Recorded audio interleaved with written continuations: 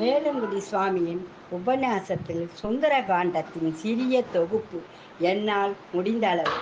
பாயசத்தால் பார்ப்புகழும் ராமன், லட்சுமணன், பரதன், சத்ருகனன் பிறந்தார்கள். வசிஷ்டர் மடியில் பாலராமனாக அமர்ந்து கல்விகள் கற்று சிறப்பு பெற்றார்கள்.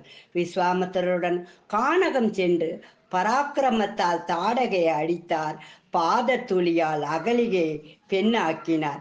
மிதிலையை அடைந்து சிவதனுசை வளைத்து மைதிலியை கரம் பிடித்தார். அயோத்தி திரும்பும் போது பரசுராமரை எதிர்த்து பணிந்து விஷ்ணு தனுஷும் பெற்றார். அயோத்தியில் அழகாக வாழ்ந்து வரும்போது சிற்றன்னையின் வரத்தால் சீதையுடனும் லட்சுமணனுடன் கானகம் நோக்கி சென்றார். கங்கை கரையில் சிருங்கிரேயபுரத்தில் குகனுடன் நட்பு பூண்டு சகோதரர்கள் ஐவரானார்கள்.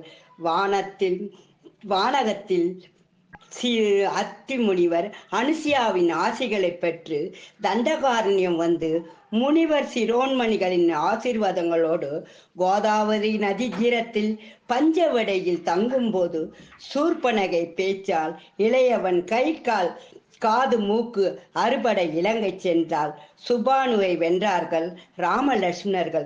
மாரிசன் தப்பி ஓடி இலங்கை செல்ல ராவணன் சொல்லால் பொய்மானாக மாரிசன் வர சீதை அதை பிடிக்க ராமரிடம் கூற மானை ராமர் துரத்த அபயக்குரல் மாரிசன் என்ற மான் கொடுக்க இளையவனும் பின் செல்ல புஷ்பக விமானத்தில் ராவணன் வந்தான். சீதையை அந்த புஷ்பக விமானத்தில் இடத்தோடு பெயர்த்தி வைக்க விமானத்தில் சீதையின் அபய குரல் கேட்டு ஜடாயு வந்து உதவ ராவணால் கை கால்கள் இறக்குகளை துன்பிக்க ஜடாயு என்ற கழுகரசன் கீழே விழுந்தார்.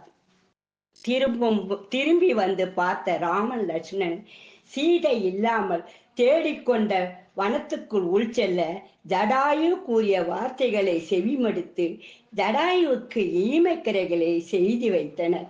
தசரதருக்கு நண்பர் ஜடாயு தேடும் வழியில் கபந்தன் என்ற ஜந்துவிடம் அகப்பட கைகளை வெட்டினார்கள்.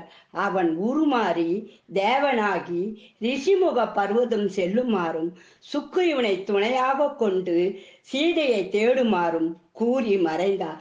சுக்ரீவன் நண்பனாக ஏற்று வாலியை அழித்து கிஷ்கிந்தாவின் பட்டத்தை சுக்ரீவனுக்கு சூட்டி அனுமனை தொண்டனாக பாகவதனாக நட்பை பெற்றார். மழைக்காலம் முடிந்தவுடன் சீதையை தேட சுக்ரீவன் மகன் அங்கதனுடனும் அனுமன் தலைமையில் வானரங்களுடன் ராமர் தந்த மோதிரத்தை பெற்றுக்கொண்டு மகேந்திரகிரி என்ற மலை முகத்தில் இருந்து கண்டு சீதையை இலங்கையில் இருப்பதாக கூறவே ஜாம்பவான் ஆலோசனை பேரில் அனுமன் மட்டும் பல தடங்கல்களை தாண்டி இலங்கையை அடைந்தார். சீதையை பல இடங்களில் தேடி ஒரு வனத்தில் பெரிய மரத்தின் கீழே சிறிய குரங்காய் அமர்ந்த வேளையில் மரத்தின் அடியில் மெலிந்த வளர்பிறை கீற்றாக அழுக்க ஆடையோடு ஒரு பெண் உட்கார்ந்து இருப்பதை பார்த்த அனுமான் அன்று கிஷ்கிந்தாவில் ஒரு துணியில் முடித்து போட்ட ஆபரணங்களின் துணி என்று கவனித்து சீதையை இவளாகத்தான் இருக்க வேண்டும் என்று நினைத்து ராமனின் கதையை சீதையின் காதுபட கூறினார். நிமிர்ந்து பார்த்த ஜானகி ராவணனின் சூழ்ச்சியா என்று கலங்கவே அனுமன் அருகில் வந்து நான் ராமனின் தொண்டன் என்று கூறி அடையாள மோதிரத்தை சீதையின் கையில் கொடுத்தார். அதை வாங்கிய சீதை பழைய நினைவுகளில் மூழ்கி மீண்டும் உங்கள் ராமனிடம் போய் சொல், ஒரு மாதத்திற்குள் என்னை மீட்டு செல்லுமாறு என்று கூறி தலையில் கை வைத்து ஆசீர்வாதம் வழங்கி தன்னுடைய சூடாமணியை அடையாளமாக கொடுத்தார். அதை பெற்றுக்கொண்டு லங்கினி என்ற அரக்கியை அழித்து ராவணின் அரண்மனைக்குள் சென்று வாலியின் தம்பி சுக்ரீவன் எனது ராஜா, நான் ராம தூதனாக வந்துள்ளேன் என்று கூற வாலியின் பெயரை கேட்டவுடன் அனுமானை தாக்க ராவணன் வர தூதனை ஒன்றும் செய்யக்கூடாது. விபீஷ்ணன் தடுக்கவே வாளில் துணியை கட்டி நெருப்பை வைத்தார்கள். அந்த நெருப்பு இலங்கை நகரை அழித்து மறுபடியும் சீதையை அசோகவனத்தில் நலமுடன் உள்ளாளா என்று கண்டு மகிழ்ந்து கடலை தாண்டி வருவதை ஆரவாரத்தால் வரும் சப்தம் ஜாம்பவான் வெற்றியோடு வரும் அனுமனை வாழ்த்தி வழி அனுப்பினார்.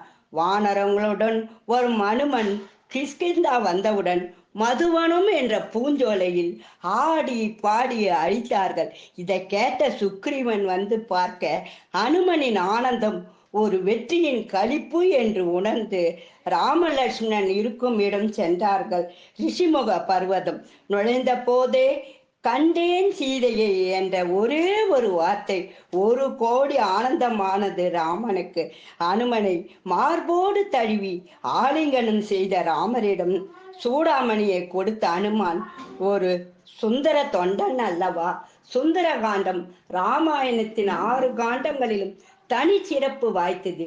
சீதையின் பெருமகளை கூறுவது, தடங்கல்கள் விலகி ஓடியது, கிடைக்கப்பெற்று செய்த தொண்டு நிறைவேறியது. சுந்தரகாண்டம் ஒரு காவியம், நமக்கு கிடைத்த ஒரு நல்ல ஓவியம். குறையிறப்பின் மன்னிக்கவும், எனக்கு தெரிந்தது, என்னால் முடிந்தது, கேட்ட உபன்யாசத்தில் சிறிதளவு என்னால் கூற முடிந்தது என்று மனதளவில் ஒரு மகிழ்ச்சி நெகிழ்ச்சியை அடைகிறேன். இப்படிக்கு ஆர் சாந்தா பார்த்திபன்.